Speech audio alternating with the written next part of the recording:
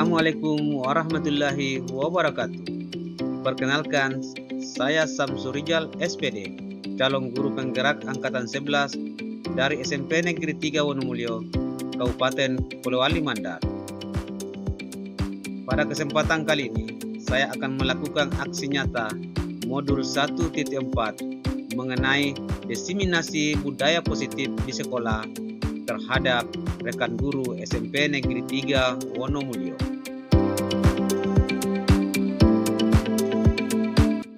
Ya, oke. Bismillahirrahmanirrahim. Assalamualaikum warahmatullahi wabarakatuh. Dan selamat siang untuk Bapak Ibu guru hebat. Jadi Bapak Ibu, saya berterima kasih kepada Bapak Ibu atas waktunya, karena sebenarnya ini adalah waktu jam istirahat, tetapi dengan semangat kita mau membagi ilmu, Bapak Ibu bisa hadir di tempat ini.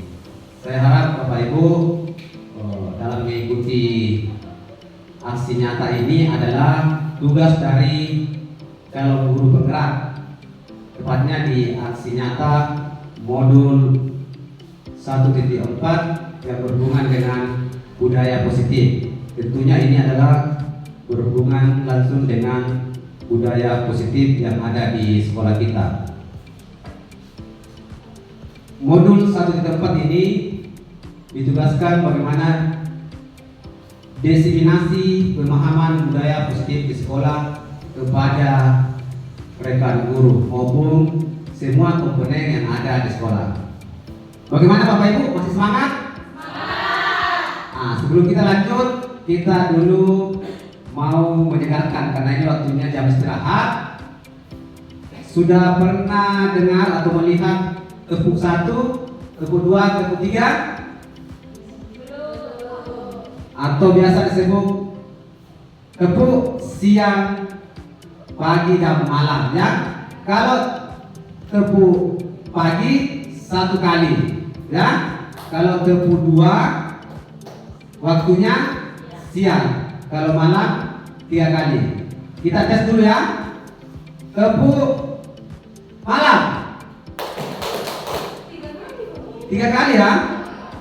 Kalau siang 2 kali, pagi 1 kali. Kita tes lagi. Konsentrasi karena memang ini waktunya sudah waktu istirahat. Tepuk siang, tepuk malam, tepuk pagi.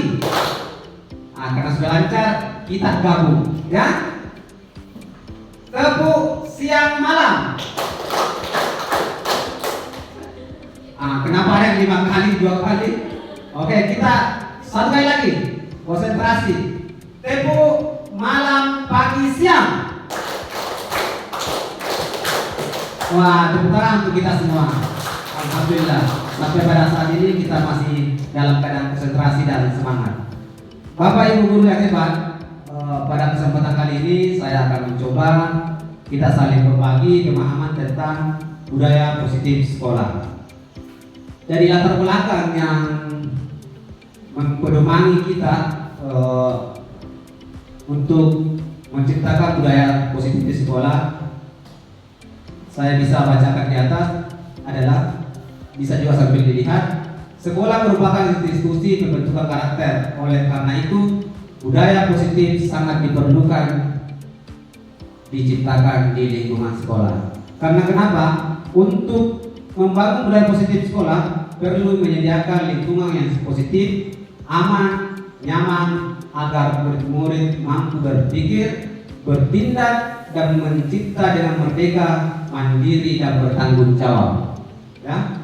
Salah satu strategi yang perlu ditinjau ulang adalah bentuk disiplin yang dijalankan selama ini di sekolah kita. Saya mau bertanya untuk Bapak Ibu, apa salah satu contoh disiplin positif yang di sekolah kita sudah berjalan? Coba, sampai bisa. Coba Ibu. Ya, silakan. Bisa menyebutkan 2 atau 3 disiplin positif yang sudah berjalan di sekolah kita. Silakan.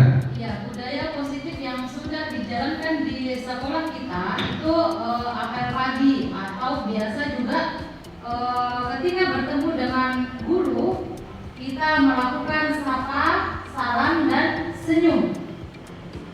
Ya, terima kasih. Kasih tepuk tangan untuk teman kita. Ya, jadi betul budaya-budaya positif itu sebenarnya sudah berjalan semua di sekolah kita sudah berjalan. Tinggal dibuatkan lagi atau ditebalkan lagi. Ya, kalau saya melihat di sekolah kita, alhamdulillah semua budaya positif hampir semuanya berjalan.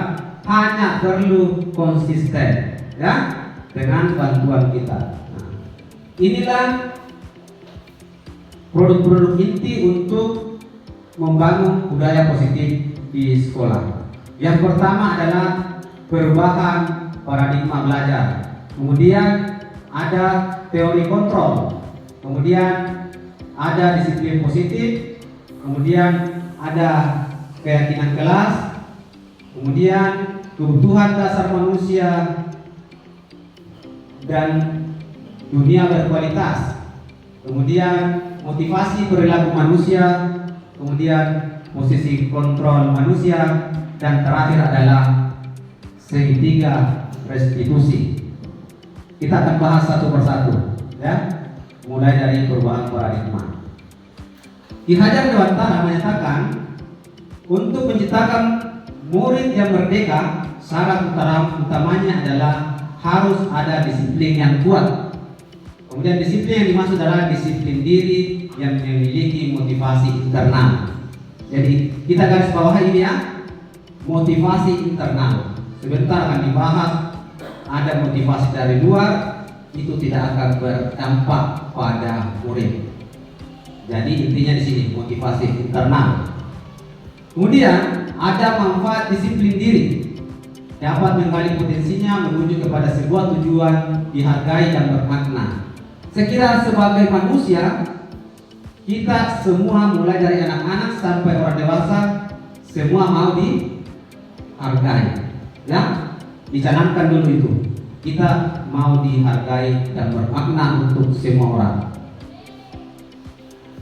Yang pertama, mempelajari bagaimana cara kita mengontrol diri. Ini, tidak ada yang bisa mengontrol kita kecuali diri kita sendiri.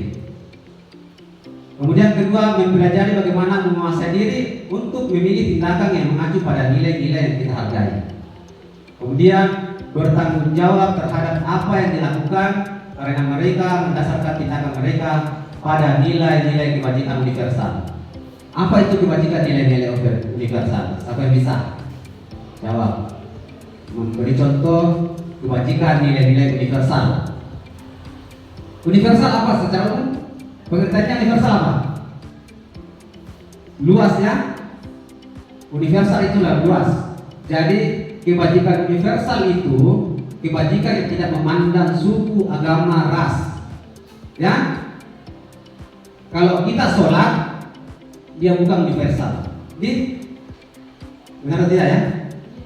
Karena dia terfokus pada satu agama. Jadi dia tidak universal. Kalau dia universal, berlaku untuk seluruh dunia. Nah, kita lanjut. Nah, yang pertama atau A, perubahan paradigma stimulus respon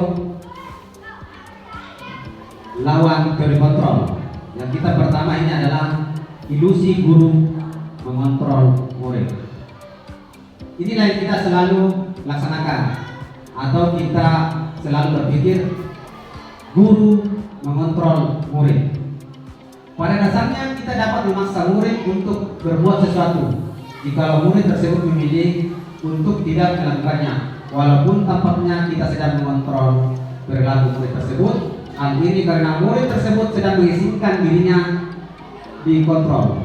Saat itu bentuk kontrol guru menjadi kebutuhan dasar yang dipilih murid tersebut.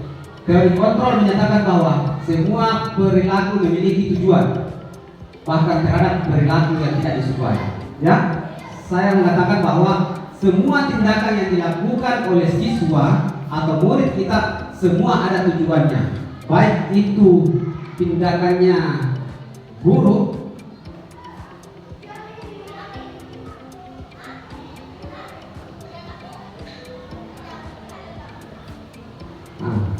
baik itu kita sukai atau tidak disukai, semua punya tujuan masing-masing. Katakanlah si Irwan mengganggu temannya, Walaupun guru tidak suka itu, tapi Irwan akan merasa senang kalau dia mengganggu temannya. Dia punya tujuan. Pada saat itu Irwan melepaskan dalam dirinya bahwa dia bebas dalam melakukan hal itu. Dia senang, kesenangan yang dikeluarkan oleh Irwan. Ya, jadi semua tindakan oleh siswa itu semua punya tujuan, walaupun itu buruk di mata seorang guru. Nah, kemudian kedua, ilusi bahwa semua penguatan positif efektif dan bermanfaat. Penguatan positif atau bujukan dalam bentuk-bentuk kontrol segala usaha untuk mempengaruhi murid agar mengulangi suatu perilaku tertentu adalah suatu usaha untuk mengontrol murid tersebut. Dalam jangka waktu tertentu, kemungkinan murid tersebut akan menyadari dan mencoba untuk menolak bujukan kita. Atau bisa jadi murid tersebut menjadi tergantung pendapat sang guru untuk berusaha. Ya, jadi sekali lagi apa yang kita lakukan dan kita anggap positif belum tentu diterima langsung oleh siswa atau murid kita. Jadi di sini perlu kesabaran. Kita agak percepat saja ini karena materinya masih banyak. Kemudian ilusi bahwa kritik dan membuat orang merasa bersalah dapat mematahkan karakter. Nah, ini biasa kita memang secara halus kita menyampaikan ke anak-anak. Ya, ini sini suara halus untuk menyampaikan pesan hati. Halus sebenarnya, tetapi anak-anak menangkapnya di batinnya itu secara negatif. Kenapa kita salah sekali begitu? Kata-kata seperti itu memang halus, tapi akan melukai perasaan anak-anak. Ya, kita lanjut. Next. Ilusi bahwa orang dewasa memiliki hak untuk memaksa. Nah, ini juga kadang kita lakukan ya. Banyak orang dewasa berjawab di rumah juga sendiri terhadap anak-anak kita. Percaya bahwa mereka memiliki tanggung jawab untuk membuat murid-murid berbuat hal-hal tertentu. Apapun yang dilakukan dan diterima selama ada sebuah kemajuan berdasarkan sebuah pengukuran kinerja, pada saat itu pula orang dewasa akan menyadari bahwa perilaku maksa tidak akan efektif untuk jangka waktu panjang dan sebuah hubungan permusuhan akan terbentuk. Itu tadi, anak-anak tiba-tiba ada datang terlambat, tiba-tiba dikasih hukuman mencuci WC, dan secara konsekuensi dan secara korelasi tidak ada hubungannya anak-anak terlambat dengan membersihkan WC. Ya, maka akan terjadi pada saat itu dampaknya jangka pendek, anak-anak kerjakan selesai. Pernah kita berpikir setelah anak-anak itu setelah memperoleh hukuman mencoret-coret di belakang sekolah, mematahkan bangku dalam kelas, merusak-rusak papan tulis, itulah dampaknya. Ya, balaskan di situ karena hukuman tadi. Ya, dan juga lampiaskan di situ karena tidak mungkin dilampiaskan sama gurunya. Maka apa saja didapat di taman sekolah, di kelas, maka itulah yang jadi sasaran. Ini stimulus respon lawan kontrol pandangan tentang dunia. Ini stimulus responnya ya. Kita selalu beranggapan realitas kebutuhan kita sama. Padahal realitas kebutuhan kita berbeda. Satu dengan anak yang lain itu berbeda kebutuhannya. Ya, dan kita selalu pasti sama ya. Harus kau pintar matematika, kamu pintar ya. Tidak boleh seperti itu. Ya, kita tidak boleh menyamakan semua. Semua orang melihat hal yang sama. Setiap orang memiliki gambaran berbeda. Hampir sama tadi ya. Jadi kita tidak boleh selalu menganggap murid-murid kita semua sama. Kita mencoba mengubah orang agar berpandangan sama dengan kita. Padahal yang sesungguhnya kita berusaha memahami pandangan orang lain tentang kita. Ini biasa orang kalau tidak cocok. Karena pandangan tak mau dikasih pandangannya orang. Ibu Fitri belum tentu bagus pandangannya Ibu Sulis umpamanya. Dari kita bisa memaksakan harus sama. Baju saja, ini sudah batik-batiknya surat ini lain lagi. Jadi tidak pernah akan sama. Begitupun teman kita terhadap siswa. Anak-anak kita suka menggambar, kasih dia menggambar, jangan suruh dia menyanyi, kita akan bisa. Kemudian orang lain bisa mengontrol saya.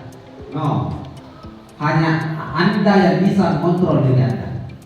Ya, kalau kita menghukum, memaksakan, tidak akan pernah efektif kalau anak-anak bukan dari kesadaran sendiri. Biar bagaimanapun kita memaksa anak-anak untuk jadi orang baik, kalau bukan dari dirinya tidak akan pernah bisa. Ya, tidak ada yang bisa mengontrol kita dan kita juga tidak bisa mengontrol. Kita hanya menyampaikan saja. Ya. Kemudian saya bisa mengontrol lagi, saudara. Anda tidak bisa mengontrol. Saya kira ini hampir sama tadi. Kemudian pemaksaan ada pada saat bujukan gagal.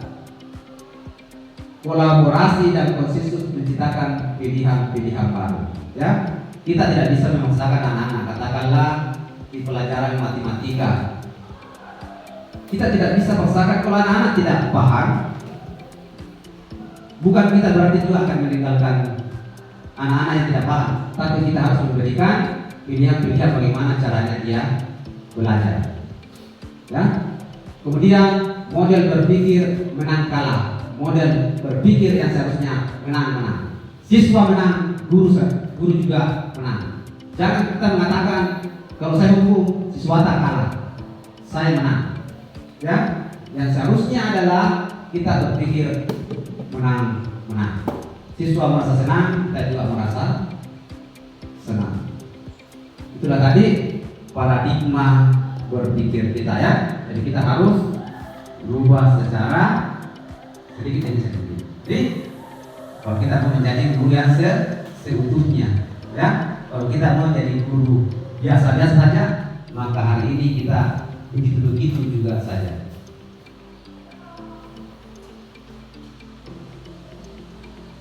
Ini 3 motivasi perilaku manusia. Kata disiplin juga sering dihubungkan dengan hukuman, ya. Padahal itu sungguh berbeda, karena belajar tentang disiplin positif tidak harus dengan memberi hukuman. Justru itu adalah salah satu alternatif terakhir, dan kalau perlu tidak digunakan sama sekali. Disiplin dari diri berarti mereka bisa bertanggung jawab terhadap apa yang dilakukannya, karena mereka mendasarkan tindakan mereka pada nilai-nilai kebajikan universal. Nah, itu tadi kebajikan. Kita lihat mana sih 3 motivasi perilaku manusia. Kita bisa perhatikan di atas, ya. Yang pertama, kadang kita bertindak, ini juga berlaku dengan orang dewasa, bukan cuma murid, untuk menghindari ketidaknyamanan atau hukuman. Ya, kenapa kita melakukan umpamanya bekerja, katakanlah ada pekerjaan rumah atau pekerjaan sekolah, kenapa kita melakukan itu? Ini tadi, karena untuk menghindari hukuman. Jadi motivasi ini tidak akan pernah berhasil dalam jangka waktu yang panjang. Kemudian kedua, mendapatkan imbalan atau penghargaan dari orang lain. Ini juga sering kita lakukan. Siapa yang bisa mengerjakan ini, maka saya akan kasih. Ya, kapan kita tidak beri lagi, maka anak-anak akan merasa bertanya-tanya. Maka anak-anak akan menunggu, kenapa saya tidak diberikan hadiah ini, padahal sudah maka lakukan. Maka anak-anak akan ketergantungan dengan penghargaan. Ini juga dampaknya jangka pendek. Mana yang jangka panjang? Untuk menjadi orang yang mereka inginkan dan menghargai diri sendiri dengan nilai-nilai yang mereka percayai. Jadi selalu motivasi dalam diri kita sendiri. Jadi kita tidak perlu menunggu untuk dikasih penghargaan atau karena kita tidak dihukum baru kita melakukan sesuatu. Hanya di sekolah kita masih banyak anak-anak yang seperti itu, ya. Mudah-mudahan kedepannya sedikit demi sedikit kita bisa merubah. Ini motivasi perilaku manusia. Nah, ini tadi penjelasannya. Ini adalah tingkat terendah dari motivasi perilaku manusia.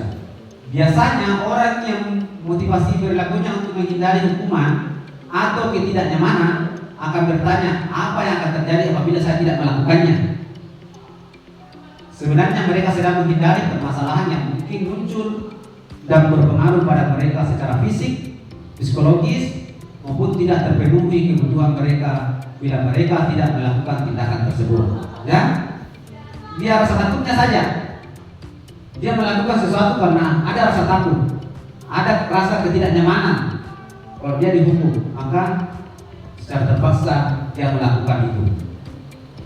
Nah, kemudian untuk mendapatkan imbalan atau penghargaan dari orang lain.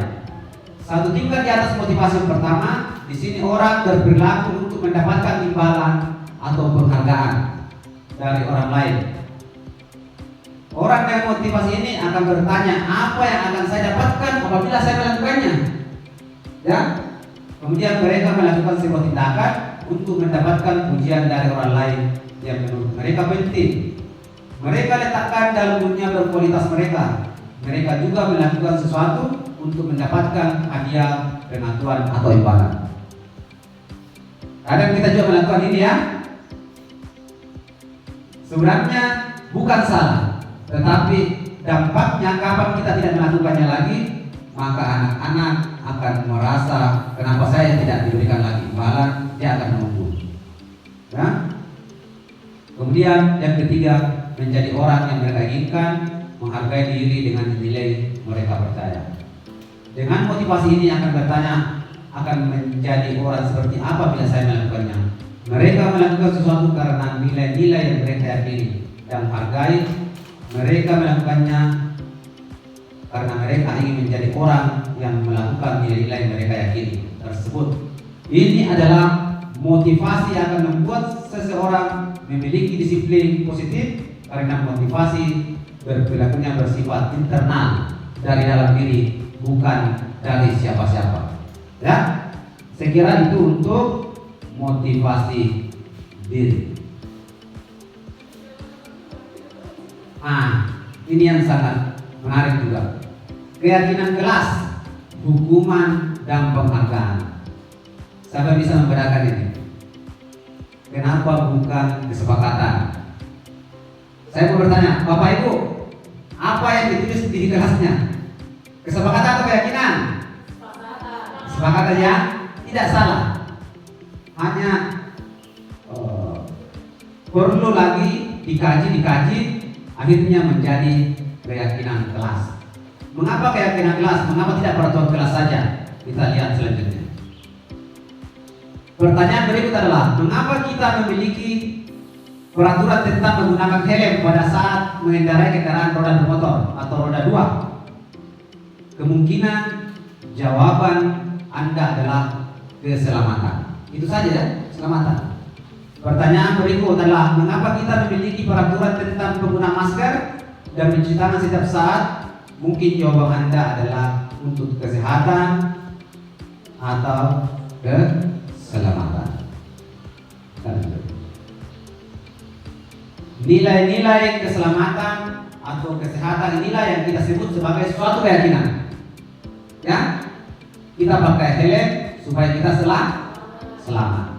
Itulah keyakinannya. Kemudian nilai-nilai kebajikan atau prinsip universal yang disepakati bersama secara universal, lepas dari latar belakang suku, negara, bahasa, hukum agama. Menurut Gosse, suatu keyakinan atau lebih memotivasi seseorang dari dalam atau memotivasi secara intrinsik, seseorang akan lebih tergerak dan bersemangat. Sekali lagi, selalu dari dalam diri kita kalau kita mau berubah menjadi lebih baik. Sebelum saya masuk di CGP, saya selalu tergantung kepada orang-orang dari luar diri saya. Ya, setelah masuk di calon guru penggerak, alhamdulillah walaupun perubahannya belum signifikan, ada perubahan mindset, ada perubahan pola pikir, sehingga bisa diterapkan sedikit demi sedikit. Jadi ya sekali lagi ada motivasi intrinsik, bukan dari eksternal lagi. Kalau kita mau belajar, kalau kita mau begini terus, maka beginilah kita jadi guru biasa-biasa saja katanya orang, ya. Tapi sebenarnya kita semua sudah guru hebat. Tinggal sedikit lagi kita mau belajar sehingga bisa menjadi guru hebat. Sebagai pendidik, tujuan kita adalah menciptakan anak-anak yang memiliki disiplin diri sehingga mereka bisa berperilaku dengan mengacu pada nilai-nilai kewajiban universal dan memiliki motivasi intrinsik. Saya kira ini adalah tujuan sekarang sebagai pendidik, adalah bagaimana kita menciptakan pelajar berprofil Pancasila. Ini ada pendalam kritis, kreatif, mandiri, takwa kepada Tuhan Yang Maha Esa.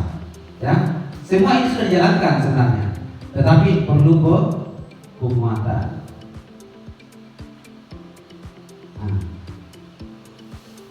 Penjelasannya keyakinan kelas. Keyakinan kelas bersifat lebih abstrak daripada peraturan yang lebih rinci dan konkret. Keyakinan kelas berupa pernyataan universal, dia secara umum. Pernyataan keyakinan kelas senantiasa dibuat dalam bentuk positif. Keyakinan kelas hendaknya tidak terlalu banyak sehingga mudah diingat dan dipahami oleh semua warga sekolah. Keyakinan kelas sebenarnya sesuatu yang dapat diterapkan di lingkungan tersebut. Semua warga kelas hendaknya ikut berkontribusi dalam pembuatan keyakinan kelas lewat kegiatan curah pendapat. Bersedia meninjau kembali keyakinan kelas dari waktu ke waktu. Ya. Saya minta kepada Bapak Ibu, setelah kegiatan ini kita bisa meninjau kembali keyakinan kelas kita. Karena keyakinan kelas itu dibuat ada beberapa langkah-langkah. Keyakinan kelas itu bukan dari gurunya. Keyakinan kelas itu dari masukan dari siswa. Apa yang siswa hendaki, tapi itu sifatnya baik, bukan bisa bolos, bisa dibuat seperti itu, ya. Jadi hal-hal apa yang baik kita sepakati, maka dibentuk keyakinan kelas. Kemudian peraturan itu, kesepakatan itu akan dibuat lagi kata-kata positif sehingga menjadi keyakinan kelas. Ini agak kabur.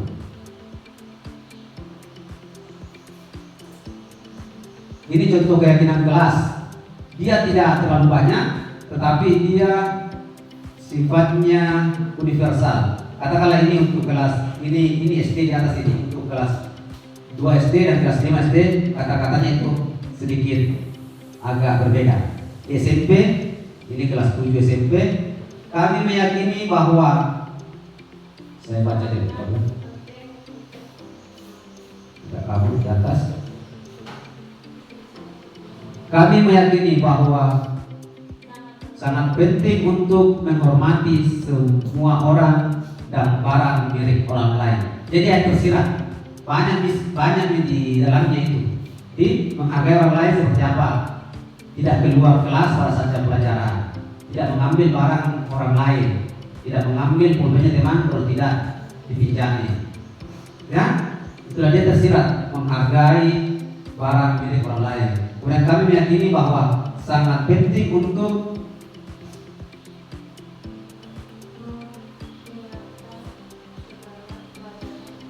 pekerjaan dan mengikuti kegiatan yang telah ditugaskan, ya, mengerjakan tugas tepat waktu.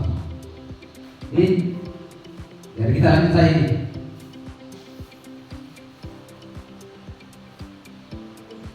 Lima kebutuhan dasar manusia. Jadi sebelum kita lanjut, Bapak Ibu masih semangat? Kita break dulu ya. Kita apa ya? Pakai kata kunci di, pakai clue-nya saya minta, ya. Saya minta.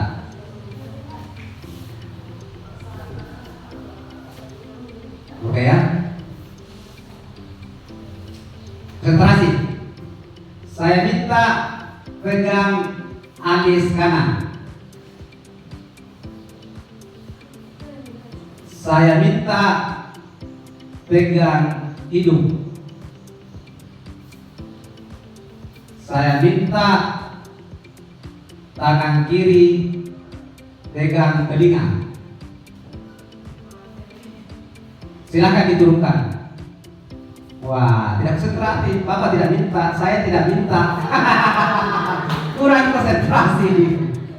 Ya, kata kuncinya adalah saya minta. Saya tidak minta, diturunkan tangannya. Oke, tepuk tangan kita semua. Ya, perlu konsentrasi. Oke, kita lanjut. 5 kebutuhan dasar manusia. Nah, ini tadi yang saya sudah singgung. 5 kebutuhan dasar manusia. Yang pertama adalah kebutuhan bertahan hidup. Biasa disebut ini kalau pramuka atau bagaimana atau segala macam survival, ya. Kebutuhan bertahan hidup. Ini hubungannya dengan makanan, minum, hidup dan sebagainya. Kemudian cinta dan kasih sayang, kebutuhan untuk diterima dari orang tua, guru, lingkungan, teman dan sebagainya. Kemudian pemuasan kebutuhan, pengakuan atas kemampuan. Ini biasa anak-anak selalu menguasai temannya.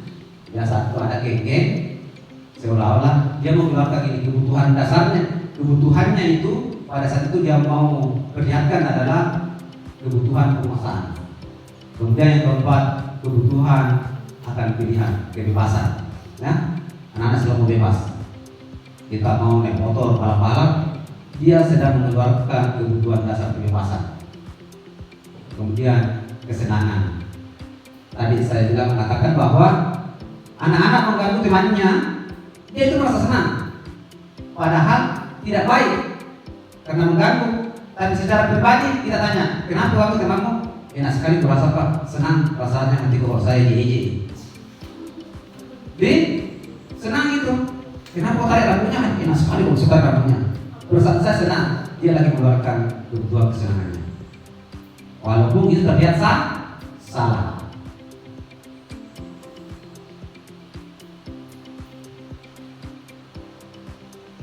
Nah, kembali, inilah posisi kontrol seorang guru. Bapak Ibu, saya mau tanya, di posisi mana ini? Dari 5 posisi ini, bukan di 1, 2, bisa kita 5-5-nya. Bisa juga, oh saya cuma di posisi teman Pak, dengan posisi pemantau. Ibu Arum posisi di mana Bu Arum ini? Di hukum, pernah Bu Arum? Satu, mana lagi? Pemantau. Apa lagi? Hukum, teman, manajer. Alhamdulillah. Bu Arum kelima-limanya luar biasa. Tepuk tangan dulu. Ya. Kalau Ibu Siti, posisi ada di posisi mana ini?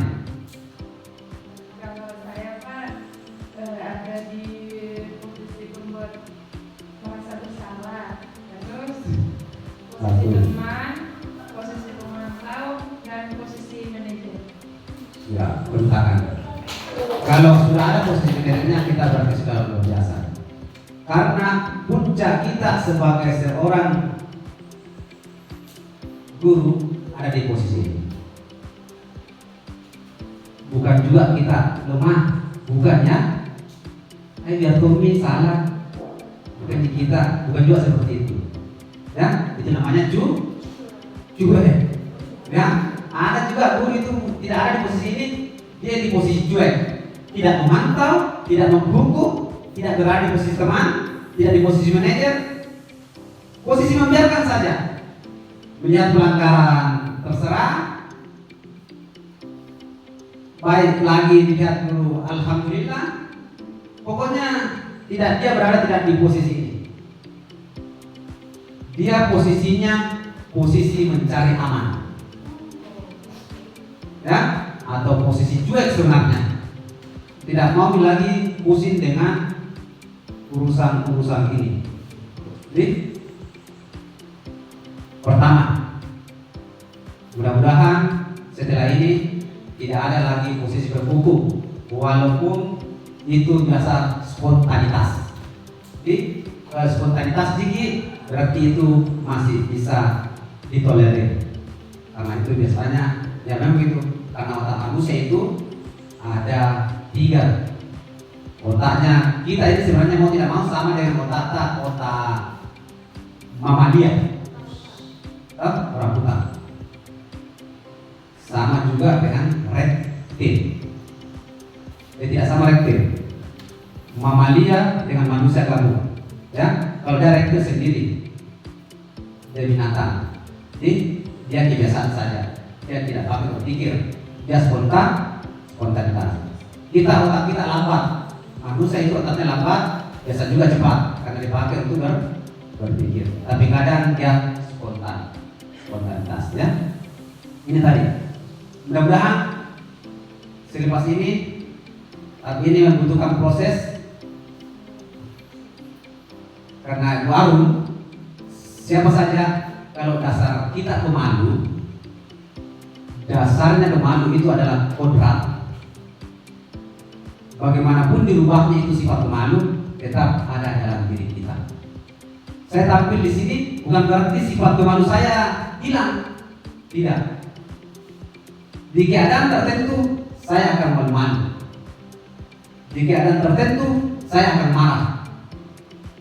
Tapi itu tadi kita harus bisa kontrol. Ya. Kalau warung sifatnya, saya rasa sifatnya warung beranak. Umpamanya dia baik hati. Warung marah-marah, sifat baik hatinya itu masih tetap ada dalam jiwa kita. Kalau kita suka pakai bombe-bombe, jiwa kita suka berbombe, bagaimanapun kita baik sama orang, suatu saat kita akan bombe orang. Kalau tiba saatnya kita bombe orang. Ya, itu adalah kodrat. Kodrat ada 2 ya, kodrat alam dan kodrat sama.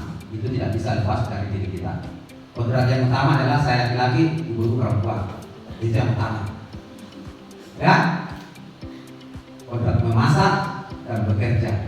Sekali lagi, kodratnya ibu-ibu umpama ini, gajimu tinggi seberapapun, ujung-ujungnya kita yang menyiapkan makanan untuk suami kita. Tapi ada juga zaman sekarang mau menyalahi kodratnya. Mudah-mudahan tidak ada di sini ya, ibu ya, tidak ada ya. Gajiku lebih tinggi daripada suamiku, urus dirimu sendiri. Ya, tidak seperti itu. Itu menyalahi kodrat ya. Kita bahas sedikit ini. Seorang penghukum bisa menggunakan kemampuan fisik maupun verbal. Ini verbal dengan kata-kata ya, baru ini menyakiti perasaan anak-anak yang verbal ini. Memang secara tidak langsung kita tidak hukum fisik, tapi biasanya anak-anak lebih suka dihukum fisik daripada hukuman kata-kata. Ya, kamu itu tidak ada pintar-pintarnya, kamu itu kamu lagi. Setiap hari kamu dan selalu. Ya, lebih baik disuruh lari 10 kali daripada dikasih kata-kata itu. Dan dikasih juga kata-kata seperti itu tidak masuk di kepala, tidak masuk di hatinya. Kalau kita tidak sentuh dia dengan pendekatan secara pribadi, ya. Orang-orang menjalankan posisi hukum senantiasa mengatakan bahwa sekolah memerlukan sistem atau alat yang dapat lebih menekan murid-murid lebih dalam lagi. Guru-guru yang menerapkan posisi penghukum akan berkata, patuhi aturan saya, atau awas kalau kau tidak patuhi. Kamu selalu saja salah, selalu, pasti selalu, dan kamu yang terakhir selesai. Selesai pada saat itu? Tidak. Anak-anak akan menyimpan di dalam hatinya. Dia akan mendendamkan. Seperti yang saya sampaikan tadi, bahwa melihat coretan-coretan dinding di sekolah kita banyak karena mungkin didapatkan di situ, atau temannya dia bully karena gurunya tidak bisa dibully, akhirnya penilaiannya sama dengan sarana prasarana sekolah kita. Boleh.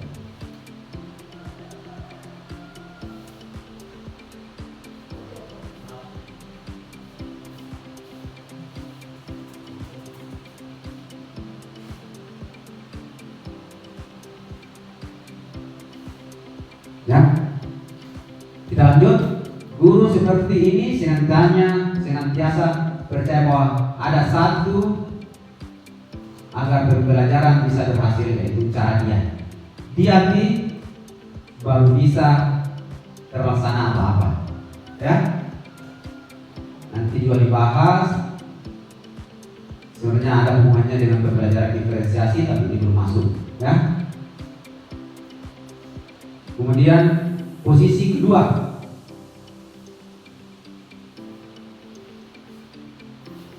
pada posisi ini biasanya guru akan bersuara lebih lembut.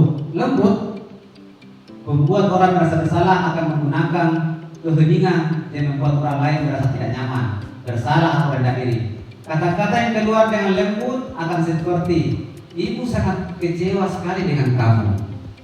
Lembut tetapi akan membuat anak-anak merasa bersalah, dan itu akan tertanam dalam dirinya. Berapa kali Bapak harus memberitahu kamu ya? Gimana coba kalau orang tua kamu tahu kamu berbuat begini? Di posisi ini murid akan memiliki penilaian diri yang buruk tentang diri mereka, selalu merasa bersalah, maka dia tidak akan percaya diri.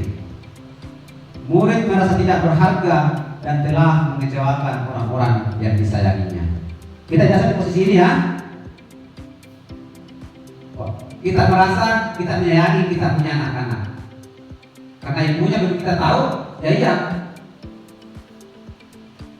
Kita selalu mengatakan lembut sekali, nah bagaimana kamu tidak merasa bersalah ya dengan ini. Padahal secara tidak langsung kita membuat anak-anak kita merasa kecewa dan merasa tidak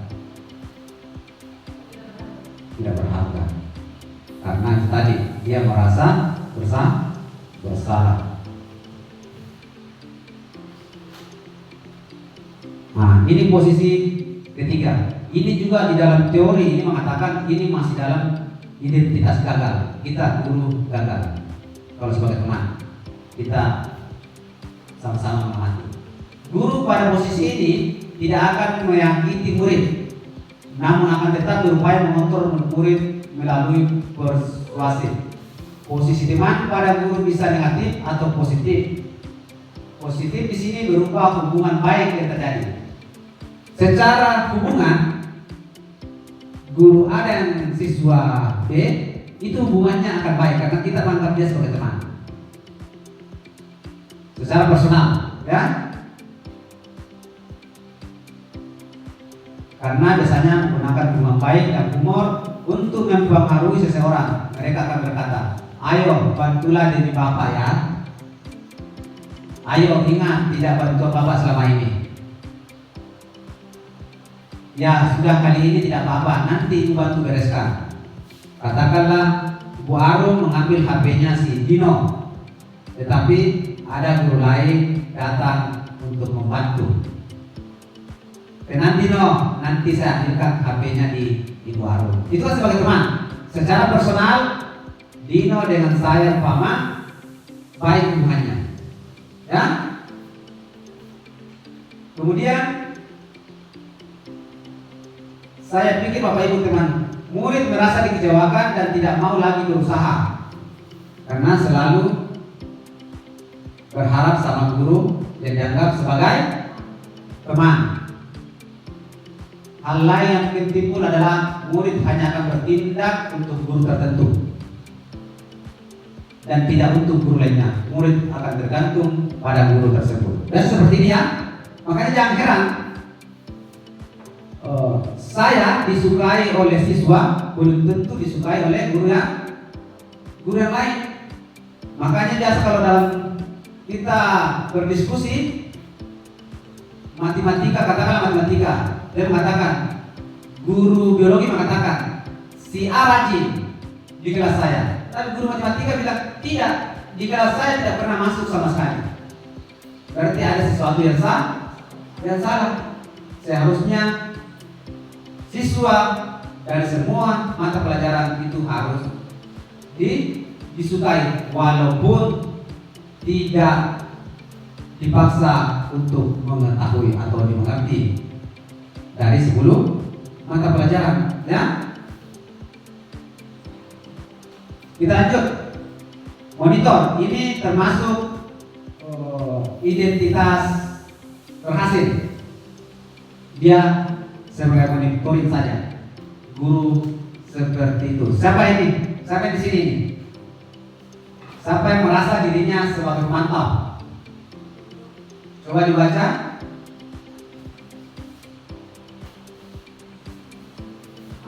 Pemantau ini dia posisinya aman, tidak digagal, dia berada di ambang berhasil, di ujung-ujungnya berhasil.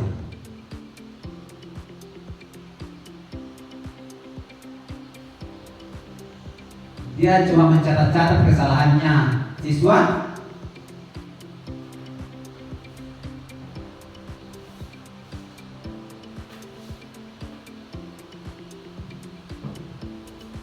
Ya, dia biasanya kalau mu'alaf sedang menghukum, dia hanya datang berapa kali itu kamu lakukan itu.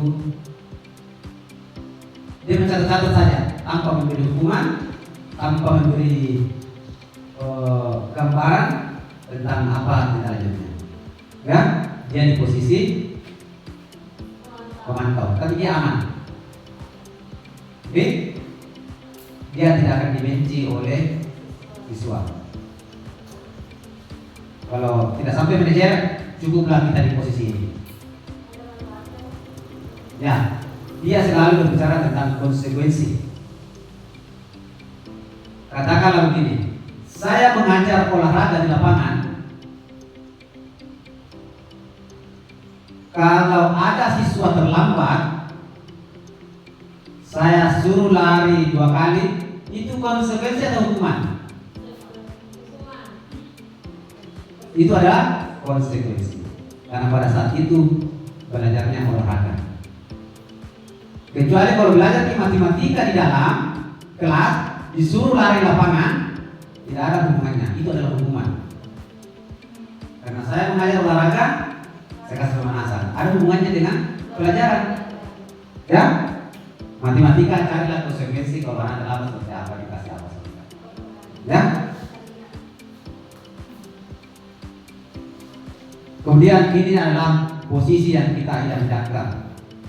Bukan juga kalau kita lihat gambarnya kan, ada juga seorang guru seolah-olah menjadi teman atau manajer, tapi sebagai guru kita tidak dihargai.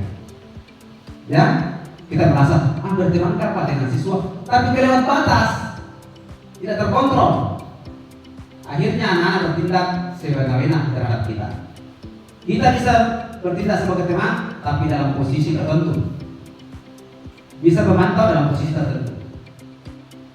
Ya, kalau kita mau dihargai, ada aturan-aturannya. Karena jangan sampai kita terlalu dekat dengan siswa, akhirnya kebablasan. Biar di depan orang banyak, halo Pak Ces, ya, boleh di waktu-waktu tertentu, ya, tetapi di setiap tempat harus dibatasi. Jangan sampai di kerumunan kita lagi pertemuan, datang berani Ces Pak, berarti dianggap tidak sopan. Budaya positifnya, budaya universalnya itu tidak dapat, ya. Posisi mentor di mana guru berbuat sesuatu bersama dengan murid, mempersilahkan murid mempertanggungjawabkan perilakunya, mendukung murid agar dapat menemukan solusi atas permasalahannya sendiri. Seorang manajer telah memiliki keterampilan di posisi teman maupun pemantau, dan dengan demikian bisa jadi di waktu-waktu tertentu kembali kepada kedua posisi tersebut bila diperlukan. Ini tadi disampaikan ya. Posisi teman diperlukan, tetapi di saat-saat tertentu.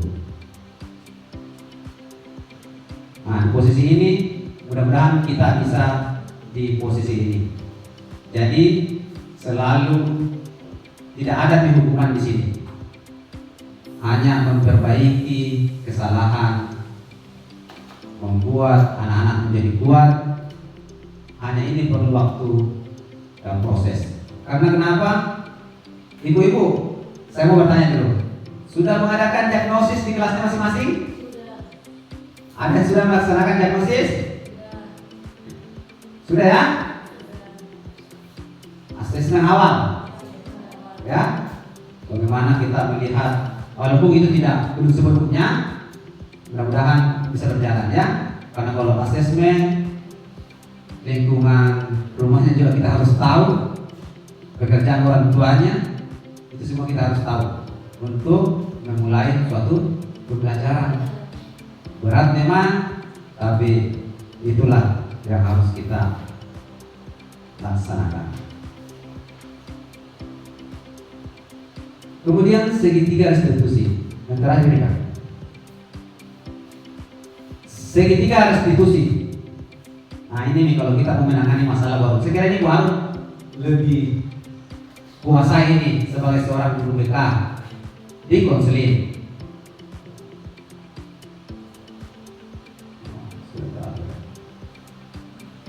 Segitiga restitusi. Kalau kita mau menangani masalah anak-anak ataukah murid yang bermasalah, satu antara murid satu dengan murid yang lain ataukah secara individu. Masalah individu seperti apa Bapak Ibu? Masalah disiplin yang dilanggar di sekolah kita. Apa yang paling menonjol di sekolah kita? Kedisiplinan apa yang sering dilanggar? Coba, siapa yang bisa? Kasih coba, siapa yang bisa? Kedisiplinan apa yang paling utama di sekolah kita yang sering dilanggar secara individu? Coba Bu Arum sebagai guru BK, kedisiplinan apa yang sering dilanggar? ya yang masih sering terjadi di sekolah kita secara individu? Secara individu itu mungkin ketika ingin keluar dari kelas, Ya. atau ada sesuatu yang ingin ditanyakan ke guru, dia kadang tidak sopan Pak. Ya, berarti dia tidak menghargai orang lain ya. Ada juga kadang siswa yang ada guru di dalam kelas ketika mau minta sesuatu sama temannya, nyelonong masuk, tidak isi dulu sama guru yang di dalam. Kadang seperti itu kedisiplinan yang kurang. Ya. Betul sekali ya. Jadi kedisiplinan secara pribadi, katakanlah juga anak sering terlambat. Ya, yang pertama itu ya, anak sering terlambat. Ini bisa diatasi atau dicari solusinya dengan segitiga restitusi. Bu Arum bisa panggil secara baik-baik. Yang pertama adalah langkah pertama yang kita lakukan adalah menstabilkan dulu identitasnya. Bertanya dulu, kenapa dia sering terlambat? Ya, kita tahu, harus tahu dulu, jangan langsung menjustis. Kalau dia terlambat, kenapa bisa terlambat? Jadi tidak selesai masalah. Menstabilkan identitasnya, kenapa sering terlambat? Kasih bercerita dia. Kasih bercerita, dia akan bercerita kalau kita face to face di ruangan tertentu menanyakan apa sih membuat dia terlambat. Ya, anak-anak itu akan bercerita dengan sendirinya. Saya sering terlambat Pak karena setiap malam saya main game sampai jam 11. Pagi-pagi saya tidak ada yang kasih bangun. Seperti itu, dia akan bercerita itu. Kemudian kita validasi tindakan yang salah. Apa kira-kira yang dia bisa lakukan sehingga tidak melakukan hal itu lagi? Kira-kira apa? Ya, tanyakan sama dia sendiri. Dia cari solusinya. Jangan kita tanya, jangan kau main game, tanyakan sendiri. Dia kasih keluar dari dirinya sendiri. Tindakan apa nak kira-kira supaya tidak terlambat kena bangun? Nih, dia akan jawab sendiri dan dia akan lakukan sendiri.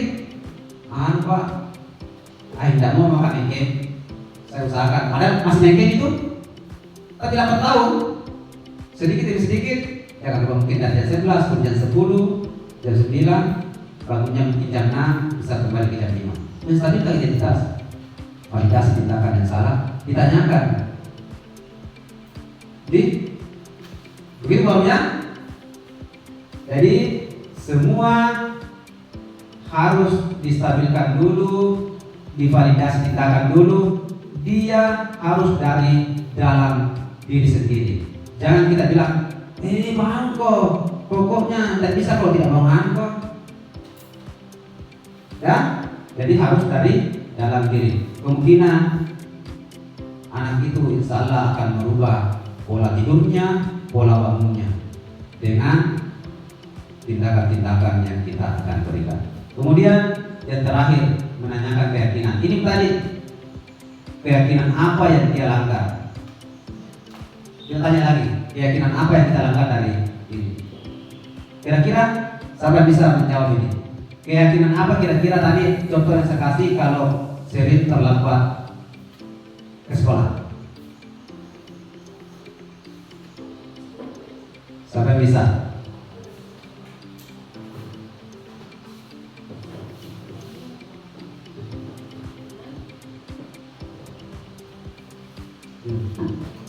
Keyakinan apa kira-kira? Katakanlah kita sudah ada keyakinan kelas. Keyakinan apa kira-kira yang dilanggar? Seperti contoh tadi, anak-anak yang sering terlambat ke sekolah. Yang pertama, tidak disiplin dan tidak menghargai waktu. Kemudian tidak bertanggung jawab terhadap diri, tidak bertanggung jawab terhadap diri sendiri. Ini yang kita tanyakan nih. Terakhir, kira-kira apa yang kita langgar? Mungkin lagi untuk tidak melakukan hal itu lagi, apa yang Dino kira-kira akan lakukan itu supaya keyakinan itu bisa kita kuatkan. Kasih dia mencari jalan solusinya sendiri. Jadi kita berikan dia solusi apa? Dia dan kita yang kasih dia solusi. Dia cerita begini, Pak, saya mau jadi umpamanya jadi ketua kelas supaya saya bisa jadi disiplin. Hal-hal seperti itu sehingga kamu ini menjadi seperti apa? Kira-kira apa yang telah kita sepakati? Kita kasih ingat, apa keyakinan kelas kita sepakati? Kemudian kamu menjadi orang baik seperti apa kita namanya?